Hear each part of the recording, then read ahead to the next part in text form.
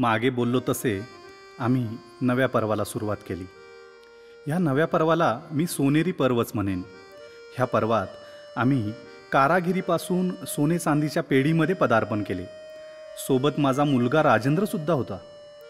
आमच्यामधल्या संवादातून, साधक बाधक चर्चेतून आणि नवे बदल अंगीकारून ह्या नव्या पर्वाला आम्ही सुरुवात केली. आजपर्यंत कारागिरीच्या व्यवसायात रुजवलेली तत्त्वे सोबत होतीच, पण त्याहीपेक्षा महत्त्वाची सोबत होती ती म्हणजे आपल्या माणसांची.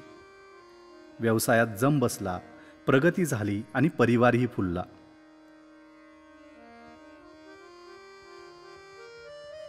आजही कित्येकदा मी गोदाकाठी जातो, तिथे मन मोकळं करतो आणि गोदाईने दिलेल्या प्रत्येक संधीचे कसे सोने झाले हे तिलाच कौतुकाने सांगतो.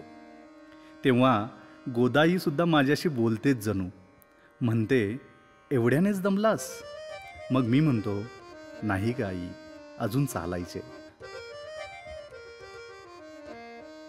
होय, येतोय लवकरच पुन्हा एकदा नव्या पर्वासह.